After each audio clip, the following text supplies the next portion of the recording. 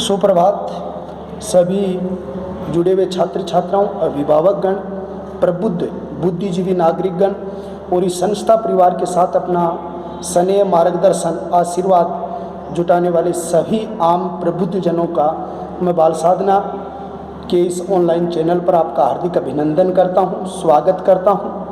मेरे विद्यालय परिवार, मेरे परम पूज्य गुरु जी श्री रामकरण जी मिठारवाल, शिक्षाविद श्री सुभाष जी मिठारवाल की ओर से और मेरी स्वयं की ओर से, मेरी टीम की ओर से आपके संपूर्ण परिवार की सकुशलता की कामना करता हूं और परमपिता परमेश्वर से प्रार्थना करता हूं कि इस वैश्विक महामारी में भगवान आपको सुरक्षित रखे, स्वस्थ रखे और आपके परिवार को हमेशा तरक्की, उन्नति और आपका भविष्य हमेशा स्मरणीय हो। इन सभी शुभकामनाओं के साथ मैं मेरे बिंदु पर आता हूं और आज का बिंदु जो है वो सातवान वंश है।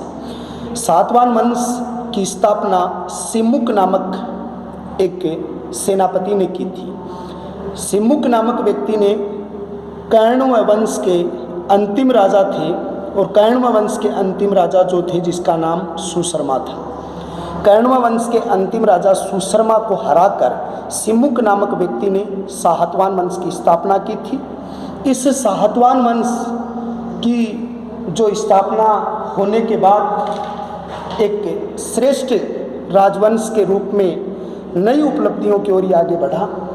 कहा जाता है, अभिलेखों में तो इन्हें सातवान कहा गया है। जितने भी इनके अभिलेख मिले हैं, जैसे उत्तर मरेरू अभिलेख, नाना घाट अभिलेख, इन अभिलेखों में इनका जो नाम है वो सातवान है। एक बात तो यह है। दूसरे नंबर की बात यह है कि कार्य क्षेत्र इनका आंध्र प्रदेश बताया गया अभिलेखों में। आंध्र प्रदेश इनका मुख्य कार्य परिषद जो भारतवर्ष का पहला भाषाई आधार पर राज्य बना था सन 1953 ईस्वी में। श्री रामलू पोटी ने भाषाई आधार पर इसकी मांग की थी। 56 दिन के अनशन के बाद उनका देहांत हो गया था और 1953 में आंध्र प्रदेश भाषाई आधार पर पहला राज्य बना था। फिर इसी आंध्र प्रदेश से 2 जून 2014 को एक नया राज्य बना था, तेलंगाना। दूसरी बात मैं आपको बताऊं कि जो ये सातवान वंशी जो थे, इन सातवान वंशियों को पुराणों के अंतर्गत आंध्र भरते कहा जाता है या आंध्र भ्रते शब्द आप ये भी कह सकते हो आंध्र के शासक कहा जाता है, वो इन्हें पुराणों में कहा गया है। सातवान वंश की जो राजधानी थी वो सातवान वंश की राजधानी पोस्टन थी या प्रतिष्ठान, जो मैंने आपको महाजनपदों में बताया था। प्रतिष्ठान, पोटन, ये 3 नाम मैंने बताए थे मैंने पहले अध्याय के रूप में, वो इनकी राजधानी थी। इसके कुल मिला के 27 शासक हुए। इस राजवंश के 27% शासक हुए, जिसके अंतर्गत सबसे श्रेष्ठ शासक जो था वो गौतमी पुत्र सातकर्णी जो शासक था, वो गौतमी पुत्र सातकर्णी सबसे शक्तिशाली शासक था। इस गौतमी पुत्र सातकर्णी ने एक राजसु यज्ञ करवाया था और इसी गौतमी पुत्र सातकर्णी ने एक अश्वमेध यज्ञ करवाया था। एक अश्वमेध यज्ञ करवाया था, तो ये अश्वमेध यज्ञ और एक राजसु यज्ञ के रूप में करवाया गया था। दूसरी बात, इन सातवान वंशी शासकों में और अन्य शासकों में एक प्रसिद्ध शासक था जिसका नाम वशिष्ठ पुलमावी था। उसने उज्जैन के रुद्रदमन की पुत्री से विवाह किया था। तो गौतमी पुत्र सातकर्णी के बाद प्रतिष्ठित शासक हुए थे और उस प्रतिष्ठित शासक का नाम विशिष्ट पुलभावी था। पुलभावी जो था विशिष्ट, वो शासक बना था और इसने रुद्रदामन की पुत्री से विवाह किया था। ये रुद्रदामन कहाँ के शासक थे? उज्जैन के शासक थे, विदिशा के शासक थे। उसकी पुत्री से इन्होंने शासक जो विवाह किया था। कहा जाता है कि सातवान एक ऐसा वंश था जिस सातवान वंश को मात्र शतात्मक कहा जाता है। आपके सामने एक शब्द आ गया कि ये मात्र शतात्मक क्या होता है। देखो, आज अगर आपको कोई अपना परिचय पूछता है तो आप अपने दादाजी का नाम बताते हो, अपने दादाजी के साथ आप पापा जी का नाम बताते हो, परिवार का नाम बताते हो, जाति का नाम बताते हो, तो आपका वो परिचय हो जाता है। लेकिन सातवानों में माँ ही पहचान थी। पिता की पहचान नहीं था, माँ पहचान थी कि माँ, नानी, ये आधार पर उसका परिचय चलता था। इसलिए भारतवर्ष का एकमात्र राजवंश था जो मात्र सत्तात्मक था। दूसरे नंबर की बात ये आती है कि जो सातवाहन वंशी थे उन्होंने पहली बार एक व्यवस्था की स्थापना की थी, उसका नाम है वर्ण व्यवस्था। दक्षिणी भारत में वर्ण व्यवस्था और भागवत धर्म के संस्थापक थे वो सातवाहन वंशी थे।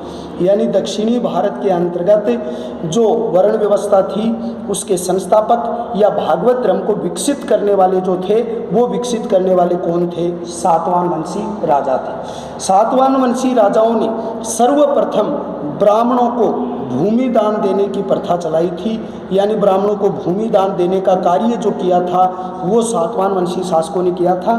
पहली बार इन्होंने भूमि दान दी थी ब्राह्मणों को। और भूमि जो दान में दी जाती थी उस भूमि दान वाली भूमि को क्या कहा जाता था? अग्रहार कहा जाता था। यानी कि इसको अग्रहार के नाम से संबोधित किया जाता था जो भूमि उनको दान में दे दी जाती थी। इस भूमि दान का उल्लेख जो मिला है वो नानावटी जो शिलालेख है या अभिलेख है, जो नानावटी अभिलेख है उस अभिलेख के अंतर्गत सातवाहनों के द्वारा दी गई भूमि का उल्लेख है। भारतवंश का एकमात्र राजवंश है जिसने शीशे के सिक्के चलाए थे। शीशे के सिक्के चलाने वाला शासक था वो सातवाहन वंश था। जैसे सोने के सिक्के सबसे पहले चलाए थे वो गुप्त शासकों ने सबसे पहले सोने के सिक्के चलाए थे। चांदी के सिक्के चंद्रगुप्त विक्रमादित्य ने चलाए थे। सोने के सर्वाधिक सिक्के कुमार गुप्त ने चलाए थे जो आगे आएंगे। उसी तरीके से चमड़े के सिक्के निजाम सखा 1553 ईस्वी में चलाए थे। तो उसी तरीके से अगर बात की जाए तो सातवाहन एक ऐसे राजवंश है जिसने शीशे के सिक्कों का संचालन किया है। तो एक बार थोड़ा सा रिवाइज कर दूं, टॉपिक छोटा है। स्थापना सिमुक ने की, करणवा वंश के अंतिम राजा सुश्रमा को हराया। अभिलेखों में इन्हें सातवाहन कहा गया, पुराणों में आंध्र भरते कहा गया। राजधानी प्रतिष्ठान पोठन थी। कुल राजा 27 हुए। श्रेष्ठ का गौतमी पुत्र सातकर्णी हुए। एक राजसू यज्ञ एक अश्वमेध यज्ञ करवाया। पुलमावी दूसरा श्रेष्ठ शासक था। उज्जैन के शासक रुद्रदमन की पुत्री से इन्होंने विवाह किया। वर्ण व्यवस्था और भागवत धर्म की पुनर्स्थापना की। ब्राह्मणों को भूमि दान की जिसे अग्रहार कहा गया, जिसका उल्लेख नानावटी अभिलेख में, और इसने शीशे के सिक्के चलाए थे। ये बात आपकी आती है वो सातवाहन वंश के बारे में आती है। फिर आपका नया टॉपिक जो शुरू होता है और उस नए टॉपिक का नाम है गुप्त वंश। देखो भाई, गुप्त वंश के अंतर्गत क्या चीज़ आती है? गुप्त वंश। देखो, कुषाणों के पतन के बाद पूर्वी भारत में गुप्त वंश की स्थापना हुई थी। तो पहली बात आपको लिखनी पड़ेगी, कुषाणों के अंत के बाद, यानी जो पूर्वी क्षेत्र है या पूर्वी भारत है, उस पूर्वी भारत में गुप्त वंश की स्थापना हुई थी। किस वंश की स्थापना हुई? गुप्त वंश की स्थापना हुई थी। गुप्त वंश की शक्ति का केंद्र बिंदु जो था वो गुप्त वंश की शक्ति का केंद्र बिंदु जो था वो मगध था। यानी गुप्त वंश की शक्ति का केंद्र बिंदु मगध था। इसी वंश के लंबे समय भारत की प्रशासनिक राजनीतिक एकता की स्थापना की थी। यानी मौर्य वंश के बाद, आप ये लिख सकते हो, मौर्य वंश के बाद लंबे समय बाद, कह सकते हो लंबे समय बाद, या मौर्य वंश के बाद ये गुप्त वंश एक ऐसा वंश था जिसने राजनीतिक और दूसरे नंबर पे लिख सकते हो प्रशासनिक, वह प्रशासनिक, राजनीतिक व प्रशासनिक, राजनीतिक व प्रशासनिक एकता की स्थापना की थी या एकता का संचालन किया गया था। राजनीतिक प्रशासनिक एकता मौर्य वंश ने स्थापित की, इसके बाद में गुप्तों ने की थी। इतने श्रेष्ठ स्तर के ऊपर की थी। गुप्त कौन थे? तो ये धारण नाम के जाट थे। कौन थे गुप्त? आपसे पूछा जाएगा गुप्त कौन है, तो आप कहोगे धारण जाट थे। लेकिन धारण जाट बताया किसने है? तो काशी प्रसाद जायसवाल, केपी जायसवाल हैं। वो कहते हैं कि ये धारण नाम के जाट हुआ करते थे। ये केपी जायसवाल नाम के विद्वान ने अपनी पुस्तक में लिखा है कि ये धारण जाति के जाट थे। लेकिन गौरीशंकर ओझा नाम के इतिहासकार, एक दूसरे इतिहासकार है गौरीशंकर ओझा, और वो गौरीशंकर ओझा ये कहते हैं कि नहीं, ये ब्राह्मण थे। ये गौरीशंकर ओझा राजस्थान के जीके में आपको आगे मिलेगा, जो सिरोही के रहने वाले थे, और इन्होंने भारत के लिए एक बहुत अच्छा काम किया था। और गौरीशंकर ओझा ही हैं जिन्होंने जेम्स कर्नल टोड की बुक का शुद्धिकरण भी किया था। आगे आएंगे कंपटीशन में जिस दिन हमारी बातें आपके कानों में ज़रूर गूंजेंगी। तो इन्हें ब्राह्मण बताया वो गौरीशंकर ओझा के द्वारा बताया गया है। दूसरी चीज़ यानी एच.सी. चौधरी जो हैं, गौरीशंकर ओझा ने ब्राह्मण नहीं बताया है, इन्होंने क्षत्रिय बताया। ये माफ़ कीजिएगा, एक शब्द मत अलग बोल गया थोड़ा सा, सॉरी, इसके लिए बार बार आपसे रिक्वेस्ट कर रहे हैं, माफ़ी मांग रहे हैं कि क्षत्रिय गौरीशंकर और ब्राह्मण जो बता रहे हैं वो एच.सी. चौधरी बता रहे हैं। एच.जी. चौधरी, थोड़ी सी मस्तिष्क की त्रुटि से गलती हुई है कि ब्राह्मण थे वो गौरीशंकर ओझा नहीं बताते हैं, ब्राह्मण बताते हैं, एच.सी. चौधरी बताते हैं। और ओझा जो हैं वो इन्हें क्या बताते हैं, क्षत्रिय बताते हैं या क्षत्रिय से संबोधित करते हैं। गुप्त वंश के संस्थापक श्री गुप्त थे। गुप्त वंश के संस्थापक कौन थे, श्री गुप्त थे। और ये जो श्री गुप्त थे, जो गुप्त वंश के संस्थापक थे, ये श्री गुप्त ने 298 ईस्वी के अंतर्गत इस वंश की स्थापना की थी। कितने ईस्वी में, 298 ईस्वी में इसने स्थापना की थी। और श्री गुप्त ने एक मंदिर बनाया था, मृग शिखावन मंदिर। ये इसकी बहुत बड़ी उपलब्धि थी। गुप्त वंश के पहले शासक ने बिहार क्षेत्र में एक मंदिर बनवाया था, मृग शिखावन मंदिर बनाया था। ये उसके जीवन की श्रेष्ठ उपलब्धि थी। इस श्री गुप्त का जो उत्तराधिकारी था वो घटोत्कच था। एक बेटों में, एक बच्चों, मेरे जुड़े हुए अजीज दोस्तों, मित्रों, एक बात बताऊं, ये घटोत्कच का नाम आप सुनते हो, ये हिडिंबा का पुत्र, भीम और हिडिंबा का पुत्र महाभारत काल में भी था। ये जो घटोत्कच था ये हिडिंबा और भीम का पुत्र था, वो भी था। तो घटोत्कच वो भी था, लेकिन ये वो घटोत्कच नहीं है कि अगर आप महाभारत में देख रहे हो कि सर वही घटोत्कच है, नहीं भाई, ये वो घटोत्कच नहीं है। ये श्री गुप्त का पुत्र था घटोत्कच। और घटोत्कच पहला, ये चय भी और ठय भी, ये घटोत्कच या कच्छ, ये जो था ये पहला शासक था जिसने महाराजा की पदवी धारण की थी। महाराजा की पदवी धारण की थी, पहला कोई गुप्तवंशी शासक था जिसने महाराजा की पदवी से अपने आप को सुशोभित किया था। घटोत्कच का उत्तराधिकारी 319 टू 335 तक बना चंद्रगुप्त। इसकी 10 उपलब्धियां हैं। मैं इसको बिंदुवत समझाऊंगा आपको, क्योंकि बिंदुवत करने से आपका जो क्वेश्चन है वो ये अच्छा तैयार होता है, ऐसा मेरा भी मानना है और मेरी टीम का मानना है कि 319 से 35 ईस्वी के बीच चंद्रगुप्त यहाँ के शासक बने। उसकी पहली उपलब्धि थी ये गुप्त वंश का वास्तविक संस्थापक था। पहली उपलब्धि क्या है, गुप्त वंश का वास्तविक संस्थापक था। अब आप ये कहोगे सर वास्तविक क्या होता है? देखो, स्थापना इन्होंने की है लेकिन शक्ति इन्हीं के समय संयोजित हुई है, इसी के समय तरक्की पर आया, इसी के समय प्रशासनिक एकीकरण हुआ। तो ये आम बात जरूर लिखेंगे, ये वास्तविक संस्थापक था। चंद्रगुप्त का राज्याभिषेक 319 ईस्वी में हुआ था। ये ईस्वी चल रही है, इस साल थी वो खत्म हो गई, ईस्वी चल रही है। 319 में चंद्रगुप्त का राज्याभिषेक हुआ।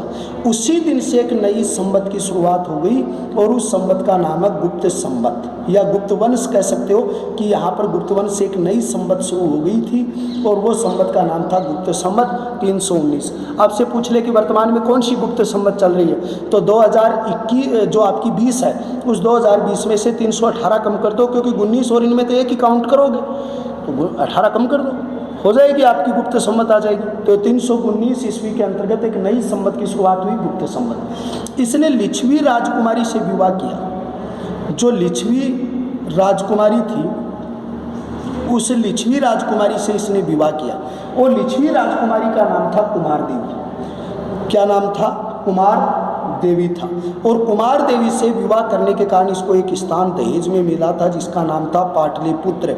मैंने पहले बताया था पाटलिपुत्र को बसाया था उदयनी नाम के राजा ने बसाया था, लेकिन इस लिच्छवी राजकुमारी से विवाह किया था, कुमार देवी से जो विवाह किया था वो कुमार देवी से विवाह किया था चंद्रगुप्त। इस जो गुप्तवंशी राजा थे इसने विवाह किया।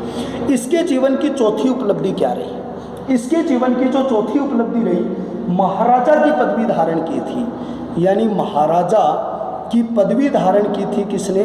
चंद्रगुप्त ने।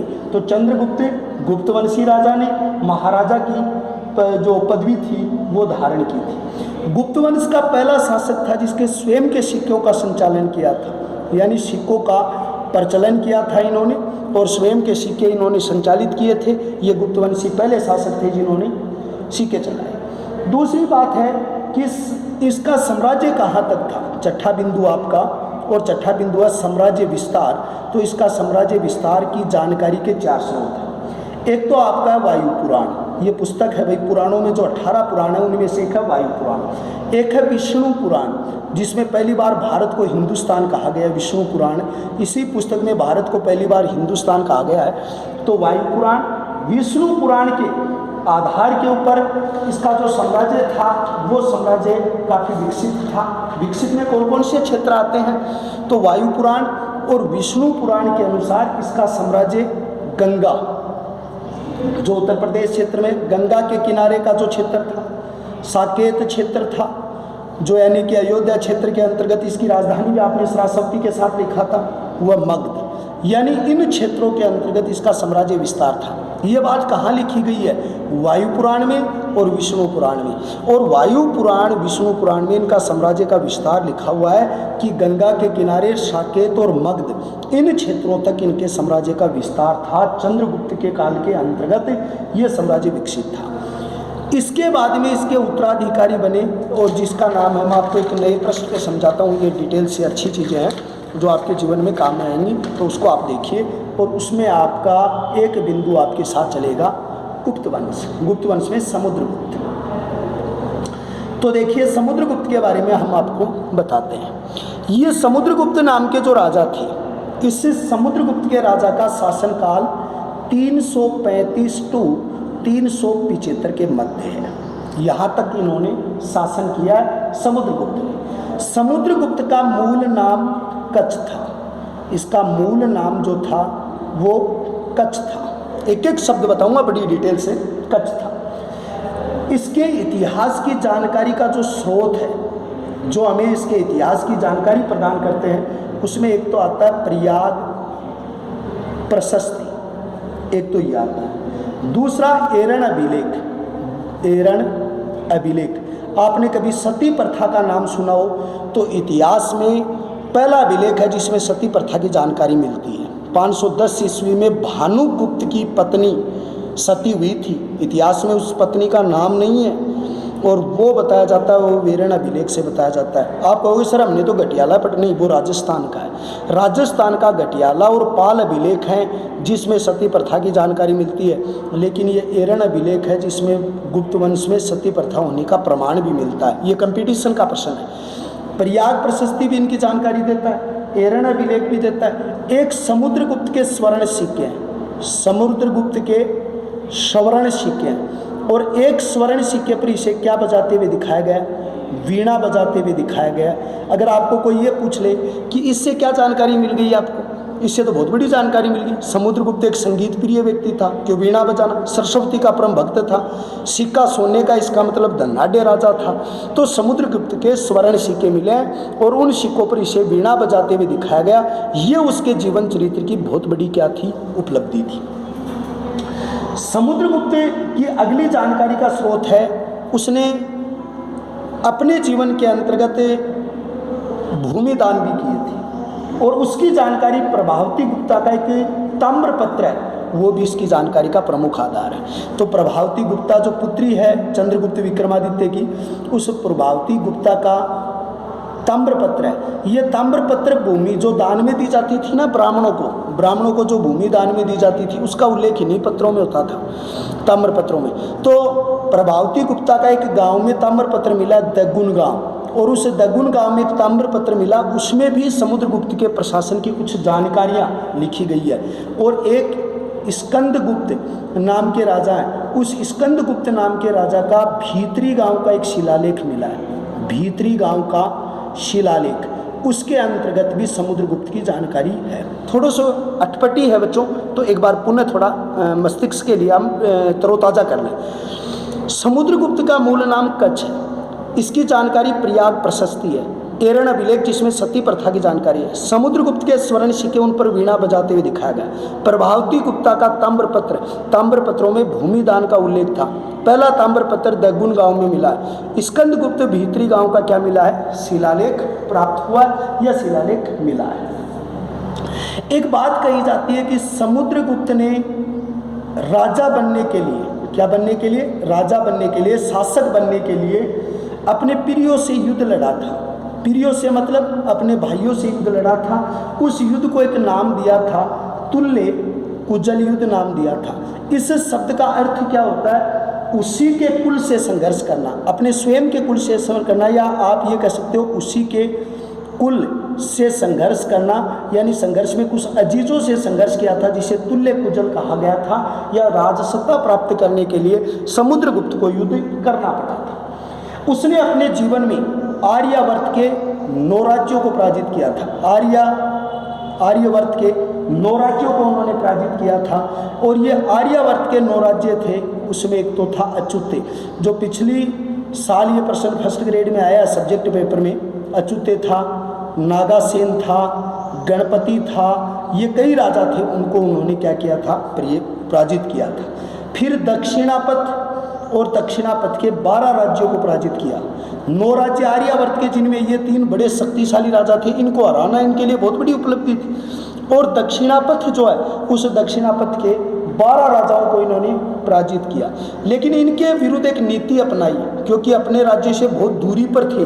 दूरी पर होने के कारण इसने एक नीति अपनाई थी जिसको ग्रहण मोक्षानुग्रह कहते थे। यानी ग्रहण मोक्षानुग्रह का अर्थ क्या होता है? ग्रहण मोक्षानुग्रह का अर्थ होता है उसने उस राज्य को विजित करने के बाद वापिस कर लेके छोड़ दिया कि अब आप अपना राज्य करो, मुझे सिर्फ कर दे देना। यानी किसी राज्य को विजित करने के बाद केवल कर लेकर उसे वापिस स्वतंत्र कर देना ग्रहण मोक्षानुग्रह कहलाती है। हो सकता है आपकी बुक में ना हो, लेकिन भविष्य में अच्छे कंपटीशन में बढ़ने के लिए ये पूछा जाता है कि दक्षिणापथ के 12 राज्यों में समुद्रगुप्त ने कौन सी नीति अपनाई थी?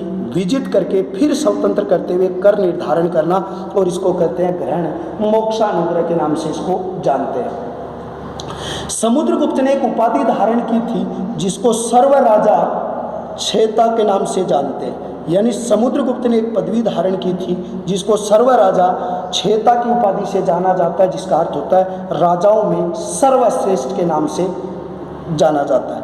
कुछ विदेशी राज्यों को भी विजित किया, विदेशी राज्यों को भी समुद्रगुप्त ने जीता, और विदेशी राज्यों से उसने 2 नीतियाँ अपनाई। एक तो आत्म निवेदन, अगर कोई विदेशी राज्य स्वयं अगर समुद्रगुप्त की अधीनता स्वीकार करना चाहे तो वो कर सकता है। दूसरी बात कन्याउपदान नीति, यानी अपनी कन्या की जो शादी है वो उसके वंश से कर दे या स्वयं से कर दे तो वो कन्या उपदान थी। ये कोई ज़रूरी नहीं है राजा से करे, उसके वंश से वैवाहिक संबंध स्थापित कर ले। तो कन्या पायदान की नीति अपनाई और आत्मनिवेदन, ये दोनों नीतियाँ उसने विदेशियों के साथ अपनाई। सर्वश्रेष्ठता की उपाधि धारण की, दक्षिणापथ के विरुद्ध ग्रहण मोक्षानुग्रह की नीति अपनाई, आर्यावर्त के 9 राज्यों को उसने जीता। इसलिए समुद्रगुप्त को भारत के इतिहास का एक श्रेष्ठ विजेता कहा जाता है।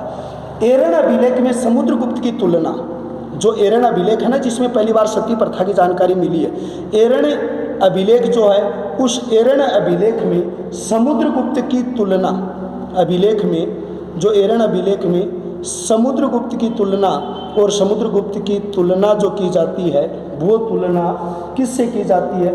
पृथु व राघव से की जाती है। पृथु व राघव से की जाती है, राघव से की जाती है, यानी पृथु से की जाती है और राघव से। ये प्रभु नहीं है अभी, ये पृथु है। यानी ये जो मैंने लिखा भय लिख रहा है वो पृथु, यू शब्द के नाम से ये लिखा हुआ है पृथु, थू है थू, पृथु।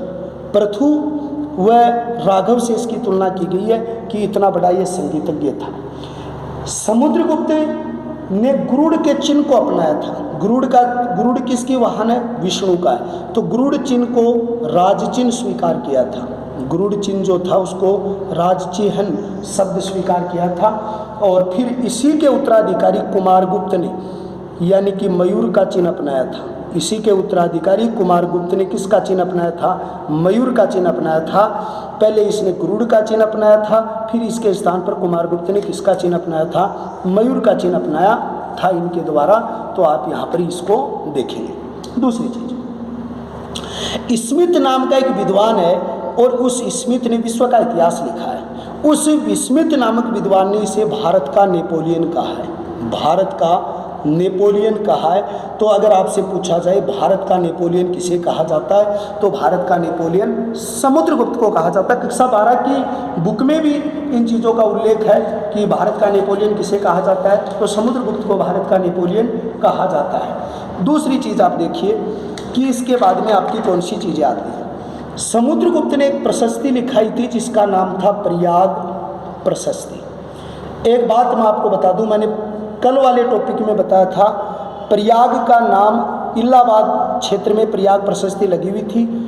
इस प्रयाग का नाम अब प्रयागराज हो गया यहाँ पर इलाहाबाद के स्थान पर, तो ये प्रयाग प्रशस्ति है, इसका दूसरा नाम इलाहाबाद प्रशस्ति है। ये प्रश्न बायोलॉजी के पेपर में 2013 की फर्स्ट ग्रेड का प्रश्न है कि प्रयाग प्रशस्ति का दूसरा नाम क्या है, तो इलाहाबाद प्रशस्ति है।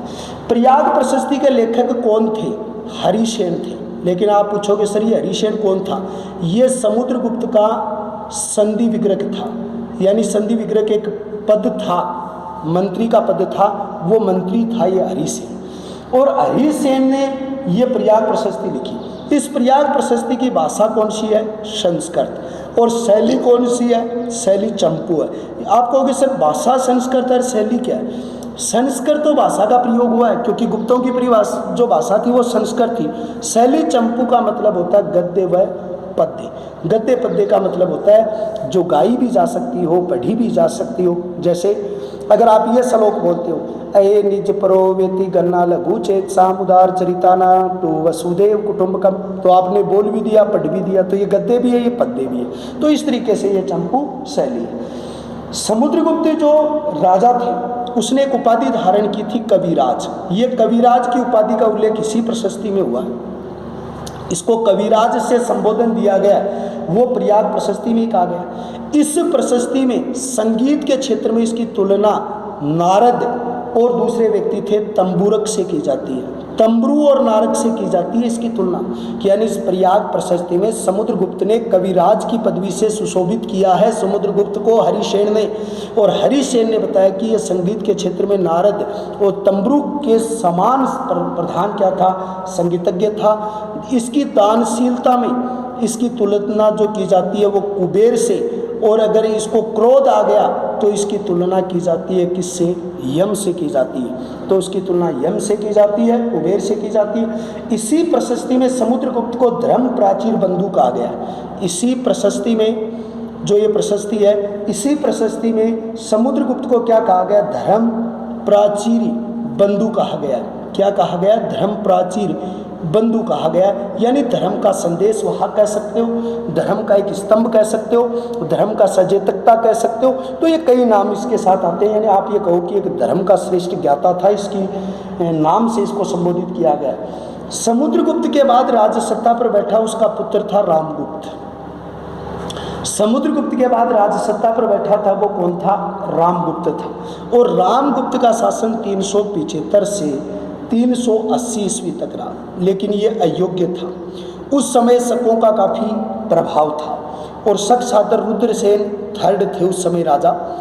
तो रामगुप्त की पत्नी थी जिसका नाम था ध्रुव देवी, और ये बड़ी सुंदर थी, विशिष्ट थी, चरित्रवान थी। एक बार रामगुप्त के ऊपर यानी शकों ने आक्रमण किया और ध्रुव देवी की मांग की, लेकिन ये भीरू था, डरपोक था, इसलिए इसने अपनी पत्नी को शकों के पास भेजने का निर्णय था वो स्वीकार कर लिया।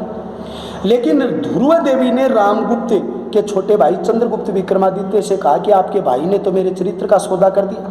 तो उसने कहा भाभी जी आप अपने कपड़े मुझे दे दो, और पहन के वो उसका भेष बना के गा और उस शक सम्राट की हत्या कर दी थी उसने। शक जो रुद्र सिंह थर्ड था उसकी हत्या कर दी थी, और हत्या की तो उसने एक उपाधि धारण की शकारी। लेकिन रामगुप्त क्या था? अयोग्य था। इसलिए उस शक राजा की हत्या करने के बाद ध्रुव देवी जो इसकी भाभी थी चंद्रगुप्त की, चंद्रगुप्त ने और ध्रुव देवी ने दोनों ने मिलकर रामगुप्त की क्या कर दी? हत्या कर दी। और ध्रुव देवी ने किससे शादी कर ली? रामगुप्त के छोटे भाई चंद्रगुप्त से शादी कर ली, क्योंकि उसी ने उसके सतीत्व की क्या की थी? रक्षा की थी। तो यहाँ एक नया राजा बन गया, चंद्रगुप्त जो नाम का व्यक्ति जो था वो यहाँ पर क्या बन गया? शासक बन गया। ये शासक रहा 380 से 412 ईस्वी तक। जो प्रतिष्ठित शासक रहे वो कौन रहे? चंद्रगुप्त नाम के व्यक्ति थे, वो प्रतिष्ठित क्या बने? शासक बने। इसने पहला विवाह तो किया ध्रुव देवी के साथ, यानी पहला विवाह इसने किया ध्रुव देवी के साथ। दूसरा विवाह इसने किया नागवंशी राजकुमारी थी। कौन से वंश की थी? नागवंशी। और नागवंशी राजकुमारी जो है, और उस राजकुमारी का विवाह इसने किससे कर दिया? कुबेर नागा से। किससे कर दिया? कुबेर नागा से विवाह कर दिया था। नागवंशी राजकुमारी कुबेर नागा थी, उससे विवाह कर दिया था चंद्रगुप्त का। तो चंद्रगुप्त की पहली शादी तो अपनी भाभी ध्रुवा देवी से हुई और दूसरी शादी हुई उसे को नागवंशी राजकुमारी कुबेर नागा से उसकी क्या हुई, शादी हुई। इस कुबेर नागा से एक पुत्री पैदा हुई थी जिसका नाम था प्रभावती गुप्ता। और ये प्रभावती गुप्ता जो मैंने ऊपर आपको एक ताम्र पत्र पढ़ाया था, इस प्रभावती गुप्ता का विवाह वाकाटक नरेश, और वाकाटक नरेश थे उसका नाम क्या था, रुद्रसेन सेकंड था। रुद्रसेन सेकंड से इसकी शादी करनी, इसलिए चंद्रगुप्त विक्रमादित्य ने अपने प्रशासनिक योजना को संगठित विवाहों से किया, रिश्तों से किया। एक तरफ ध्रुवा देवी से शादी की, एक तरफ नागवंशी कुबेर नागा से की, इससे पुत्री हुई उसकी शादी वाकाटक नरेश से की। तो रिश्तों से अपने राज्य को सुरक्षित बनाने का प्रयास किया था। दूसरी बात, चंद्रगुप्त विक्रमादित्य जो ध्रुवा देवी को बुलाया था वो किसने बुलाया था, वो रुद्र सिंह थर्ड थे। ये रुद्रसेन सेकंड, ये सेन है, ये रुद्र सिंह जो थर्ड था जिसको हराकर इसने सहकारी की उपाधि कर। इसी रुद्र सिंह को हराने के कारण इसने एक स्तंभ का निर्माण करवाया था जिसका नाम है महरौली का लोहा स्तंभ। महरौली का लोहा स्तंभ इसने बनवाया था। ये महरौली का लोहा स्तंभ कहाँ बना हुआ, राय पिथौरा के किलों में बना हुआ है। अब आप कहोगे सर ये राय पिथौरा तो पृथ्वीराज तृतीय था जो चौहान वंशी शासक था, बिल्कुल सही बात है आपकी। इस राय पिथौरा का जो किला बना हुआ है, उस राय पिथौरा के किले के नज़दीक इसने लोहा स्तंभ बनवाया था। यानी राय पिथौरा के किले के नज़दीक जो था वहाँ पर इसने इस लोहा स्तंभ का क्या करवाया था, निर्माण करवाया था। तो इस लोहा स्तंभ पर आज तक जंग नहीं है, इस लोहा स्तंभ के ऊपर आज तक क्या नहीं आया, जंग नहीं आया। ये बहुत बड़ी उपलब्धि है इसके जीवन चरित्र की। तो लोहा स्तंभ के ऊपर आज तक कोई जंग नहीं आया। दूसरी चीज़ देखिए कि जो चंद्रगुप्त विक्रमादित्य जो थे, उस चंद्रगुप्त विक्रमादित्य के दरबार में काफ़ी संगीतज्ञ इसके दरबार में रहा करते थे, चिकित्सक रहा करते थे। तो ये काफ़ी चीज़ें इसके जीवन के बारे में हम पढ़ेंगे। चंद्रगुप्त के काल में परम भागवत धर्म का विकास हुआ। जैसे हमने सातवानों में भी लिखा, इसके काल में परम भागवत धर्म की शुरुआत हुई थी। एक बात तो आपके लिए ये अति महत्वपूर्ण है, परम भागवत धर्म की क्या हुई थी, शुरुआत हुई थी। इसने कई उपाधियां धारण की, देवराज, महाराजा, इसने कई उपाधियां धारण की थी, जिसमें आप कह सकते हो देवराज, आप कह सकते हो महाराजा, देवराज, महाराजा, विक्रमादित्य, उसके बाद में आप कह सकते हो परम भागवत, ये कई उपाधियां चंद्रगुप्त विक्रमादित्य ने धारण की थी। इसने सोने के सिक्के चलाए, सोने के सिक्कों को दिनार कहा, जो सोने के सिक्के हैं उन सिक्कों को इसने दिनार कहा, और चांदी के सिक्कों को रूपक कहा, चांदी के सिक्कों को रूपक कहा। सोने के सिक्के समुद्र काल में भी थे। अगर ये पूछ ले सोने के सर्वाधिक सिक्के किसके काल में चले तो आप लिखोगे कुमारगुप्त।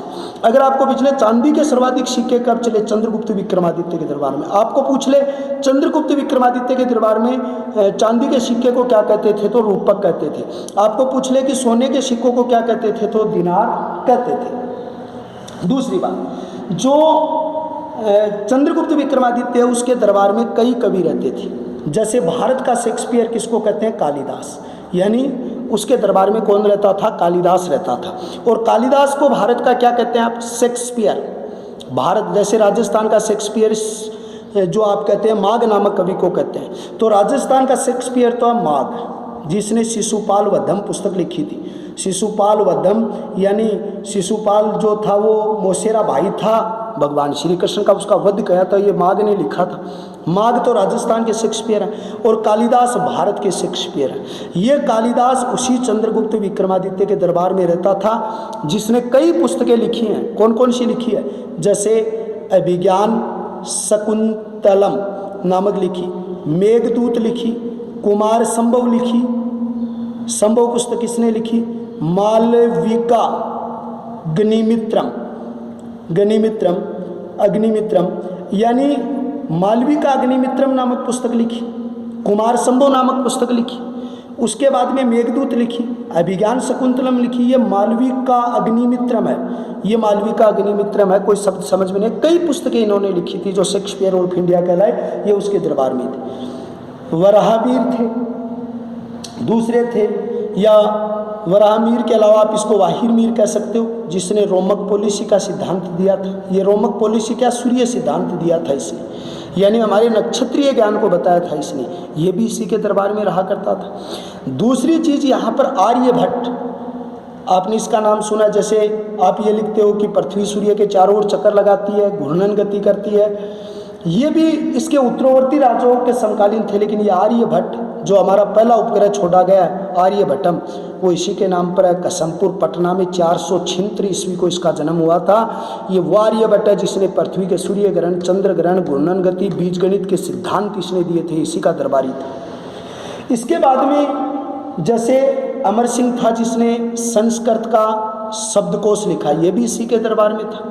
लेकिन आप कहीं भी देखते हो, कहीं भी जाते हो तो कई मेडिकलों पर एक नाम लिखा होता है धन्वंतरी मेडिकोज।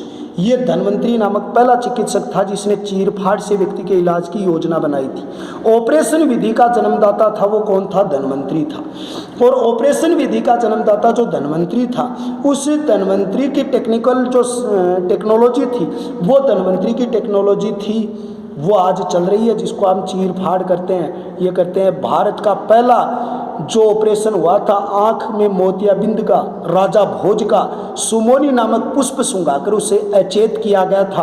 और 10वीं सदी में राजा भोज का मोतियाबिंद का ऑपरेशन हुआ था। इसी धन्वंतरी की दी हुई परंपरा थी जो चंद्रगुप्त विक्रमादित्य के दरबार में थी। अधूरा ज्ञान इंसान को परेशान करता है। मैं ये भी मानता हूँ, आप कहोगे सर इतनी चीज़ें बुक में नहीं है, लेकिन एक बात सोचो कि भविष्य के अंतर्गत अगर आपको ये युद्ध संग्राम बन चुका है, ये कंपटीशन, अपने माता पिता की मेहनत को 4 चांद लगाने के लिए बड़ी मेहनत की ज़रूरत है। उस दिन आपके बातें दिमाग में आएंगे कि सर ने आर्यभट्ट भी बताया था, धन्वंतरी भी बताया था, अमर सिंह पहला संस्कृत का शब्दकोश भी बताया था, अभिज्ञान शकुंतलम भी बताया था, शेक्सपियर भी बताया था। सारी चीज़ें आएंगी तो ही हम कंपटीशन में टिक पाएंगे। इसके काल के अंतर्गत एक चीनी यात्री आया था जिसका नाम था फाहियान।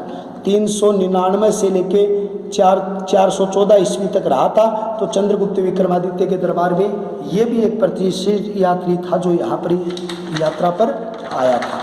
फिर दूसरी चीज़ यहाँ पर आती है, और वो चीज़ ये आती है कि इसके बाद में जो शासक कौन बने, तो इसके बाद में शासक बने थे कुमारगुप्त। 4 बातें इस राजा पर आपको याद रखनी है। ये 415 ईस्वी से लेकर 455 तक शासक बने थे। और इस शासक ने क्या किया था, गुप्त वंश को स्थिर रखा, न तो बढ़ा और न छोटा हुआ। गुप्त वंश का स्थिर रखा, जैसा पिता ने दिया उसमें न कमी की न उसको बढ़ाया। अश्वमेध यज्ञ का आयोजन किया। एक बात ये याद रखनी है, अश्वमेध यज्ञ का आयोजन उन्होंने किया। एक बात आपको बहुत ही महत्वपूर्ण याद रखनी है, इसने नालंदा विश्वविद्यालय का निर्माण करवाया। नालंदा कहाँ पर है भाई, बिहार में। विश्वविद्यालय का निर्माण इनके द्वारा करवाया गया था। तो नालंदा विश्वविद्यालय इनके द्वारा बनाई गई थी। इसने गुरुड़ के स्थान पर मयूर का चिन्ह अपनाया। इसने गुरुड़ के स्थान पर मयूर का चिन्ह अपने राज चिन्ह के रूप में लगाया था। इसे इतिहास में शिलादित्य के नाम से भी इतिहास के अंतर्गत संबोधन मिला है, कहा जाता है इसको। और एक चीज़ और आती है कि नालंदा विश्वविद्यालय की स्थापना किसके द्वारा की गई थी, तो नालंदा विश्वविद्यालय की स्थापना कुमारगुप्त के द्वारा की गई थी। इसकी जानकारी कौन देता है, ह्वेनसांग। और ह्वेनसांग ने कौन सी पुस्तक लिखी थी, CU की। इस ह्वेनसांग को क्या कहा जाता है इतिहास में, यात्रियों का राजकुमार। और दूसरे नंबर पर कहा जाता है शाक्य मुनि। और तीसरा नाम है इसका नीति का पंडित। ये कई नाम इतिहास में इसके मिलते हैं। वो बताता है कि इसके काल में इसने इसकी स्थापना की थी। नालंदा विश्वविद्यालय की स्थापना उनके द्वारा की गई थी। दूसरी चीज़ यहाँ पर यह आती है कि इसने एक सूर्य मंदिर का निर्माण करवाया था। यानी कुमारगुप्त जो हैं उसने सूर्य मंदिर का निर्माण करवाया था, और इस सूर्य मंदिर का निर्माण उनके द्वारा करवाया गया। इसकी जानकारी कहाँ से मिलती है, तो इसकी जानकारी मिलती है मनसंदोर पर जो प्रशस्ति है, मनसंदोर प्रशस्ति जो है, तो उस प्रशस्ति में इसकी क्या मिलती है जानकारी। मंदसौर प्रशस्ति, उसके लेखक कौन है, तो उसके अंतर्गत नाम आता वत्स भट्टी। उन्होंने लिखा है कि इन्होंने एक सूर्य मंदिर का निर्माण करवाया था। मैं एक चीज़ और बताऊं कि सूर्य मंदिर भगवान सूर्य का मंदिर है। इस सूर्य को समर्पित जो मंत्र है उसका नाम गायत्री मंत्र है। और सूर्य नारायण भगवान हैं, वो इस सृष्टि के सबसे श्रेष्ठ देवताओं के रूप में माने जाते हैं, पूजे जाते हैं। उसके बाद में इसका उत्तराधिकारी बना स्कंदगुप्त, और स्कंदगुप्त का जानकारी स्रोत जो है वो भीतरी गांव का अभिलेख है। इन्होंने जो हमारी एक सुदर्शन झील थी उसका निर्माण करवाया था सबसे पहले चंद्रगुप्त मौर्य के प्रांतीय गवर्नर पुष्यमित्र वैश्य ने। सुदर्शन झील का निर्माण किसने करवाया था? चंद्रगुप्त मौर्य के प्रांतीय गवर्नर पुष्यमित्र शुंग ने। पुष्यमित्र वैश्य, सॉरी शुंग नहीं है, वैसे एक जैसे नाम है, कई बार निकल जाते हैं, उसने करवाया। फिर अशोक के समय तुषाप ने जीर्णोद्वार करवाया था, तुषाप ने। फिर सक्चोत्र रुद्रदामन के समय जीर्णोद्वार हुआ, और अंतिम जीर्णोद्वार हुआ है वो स्कंदगुप्त के समय हुआ था, और स्कंदगुप्त के समय इसका जीर्णोद्वार करवाया गया था।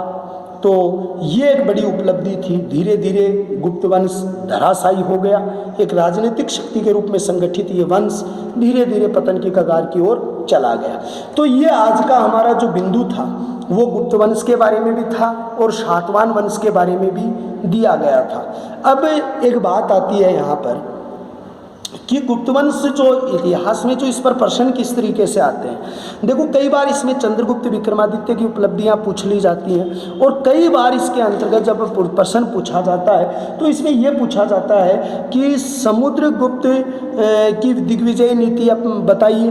उसके बाद में आपसे प्रश्न पूछा जाता है चंद्रगुप्त विक्रमादित्य की उपलब्धियां बताइए, और उसके बाद में आपसे पूछा जाता है कुमारगुप्त की नालंदा विश्वविद्यालय का निर्माण किसने करवाया। लेकिन अगर छोटे कंपटीशन की ओर आप बढ़ते हो तो नालंदा विश्वविद्यालय अमेनसांग है, फाहियान है, भारत का नेपोलियन है, नारद है, तंबुरक है, कविराज है, प्रयाग प्रशस्ति है, श्रीगुप्त है, घटोत्कच है, महाराजा की पदवी सबसे पहले किसने धारण की, मृग शेखावन मंदिर किसने बनाया, चांदी के सिक्के को क्या कहते हैं, सोने के सिक्के को क्या कहते थे, मैरोली का लोह स्तंभ किसने बनवाया, कहाँ स्थित है। तो एक जो श्रृंखला बन जाती है, और उस श्रृंखला के ऊपर ये प्रश्न जो है वो काफ़ी इफेक्टिव होते हैं, और उन्हें तरीके से आपको ये चीज़ याद करनी पड़ती है। इस तरीके से प्रथम अध्याय के 5 टॉपिक पूरे हो चुके हैं, और वो प्रथम अध्याय के 5 टॉपिक गुप्त वंश हो गए। अब इस पाठ विशेष में 3 टॉपिक और बनेंगे। देखो, डिटेल बताना जरूरी है, और किताब के अंतर्गत जो प्रत्येक पाठ में 8-8 टॉपिक बनते हैं, तो आपके 20 पाठ भी होते हैं, तो लगभग 80 टॉपिक बनते हैं, तो 80 क्लासों में क्लियर होते हैं। इतना होना भी चाहिए। तो ये सारी चीज़ें हैं वो आपके लिए इतनी महत्वपूर्ण हैं। तो बच्चों, आज का ये टॉपिक था। इसके बाद में हम अगली क्लास में मिलेंगे। मैं जहाँ तक सोचता हूँ सभी अजीज़ों को और सभी मेरे बच्चों को ये टॉपिक अच्छा समझ में आया होगा। ज़्यादा से ज़्यादा इस क्लास को आप लाइक करें, शेयर करें, सब्सक्राइब करें, और उन सभी तक ये चीज़ पहुँचाएं जो पढ़ने वाले हैं, क्योंकि ज्ञान का जितना विस्तार हो वही अच्छा है। तो मैं आप सभी को मेरे संस्था परिवार की ओर से मेरी तरफ से शुभकामनाएँ देता हूँ। आपका परिवार सुखी रहे, सुरक्षित रहे। जय हिंद, जय भारत।